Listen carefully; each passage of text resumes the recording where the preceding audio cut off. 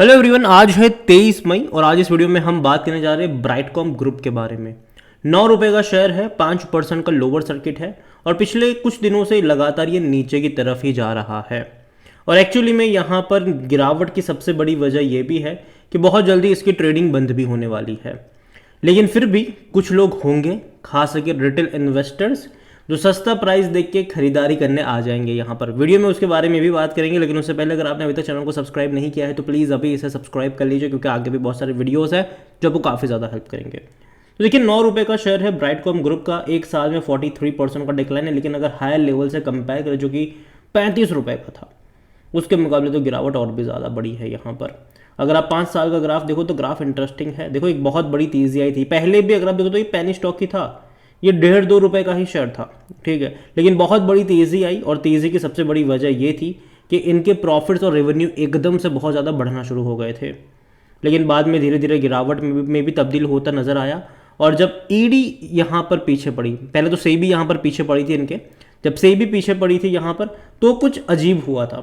हुआ ये था कि जब सेबी पीछे पड़ी थी तो इसमें एक बहुत बड़ी गिरावट तो देखने को मिली ही थी, लेकिन बाद में फिर से तेज़ी आ गई। ये जो आप देख रहे हो, आप फिर से तेज़ी आ गई। यहाँ पर 35 पे चला गया था, ये गिर कर आया था 19 के करीब आया था, उससे भी नीचे आया था, ये 9-10 रुपये के करीब गया था। ये तेज़ी वापस से यहाँ पर आ गई थी।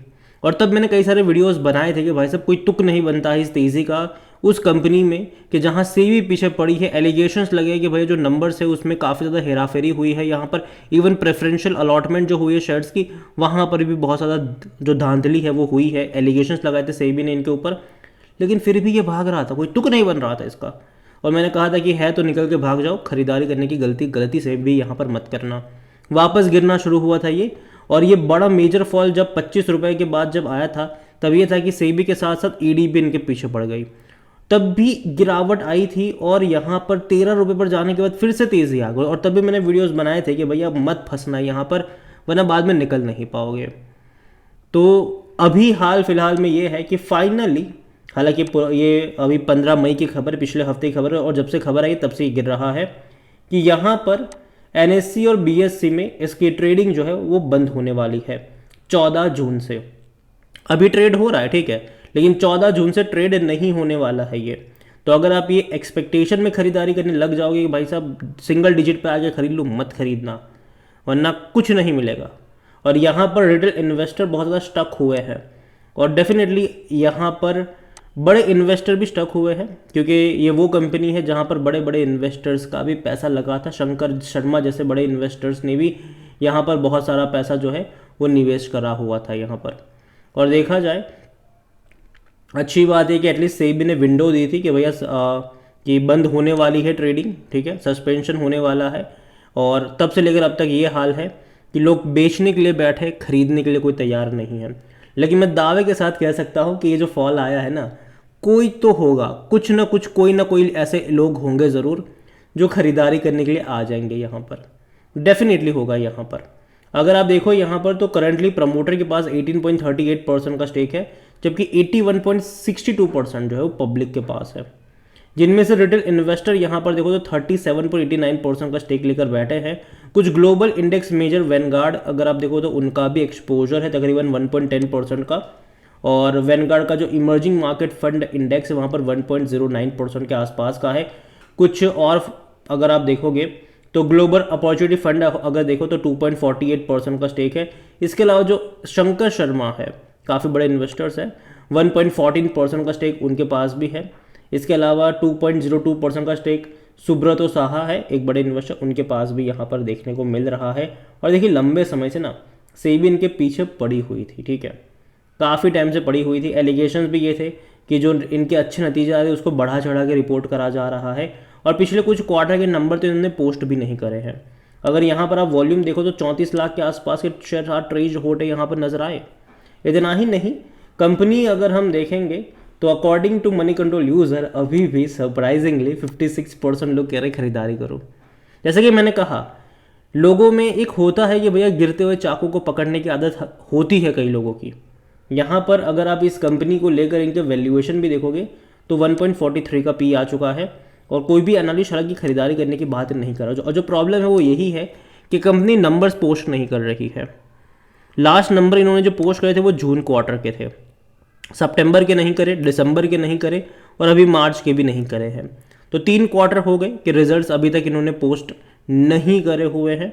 और मैंने पहले भी कहा था कि भाई साहब जो सेबी ने जो एलिगेशंस लगाए वो यही है कि नंबर्स इन्फ्लेट करे हैं इन्होंने, रेवेन्यू वाइज, प्रॉफिट्स वाइज जो नंबर्स है। अगर आप देखो पहले 100 करोड़ का इनका प्रॉफिट था, 650 करोड़ के आसपास के रेवेन्यू थे, और बाद में देखो 2800 करोड़ तक के प्रॉफिट हो गए और 550 करोड़ रेवेन्यू हो गया और 550 करोड़ का प्रॉफिट हो गया।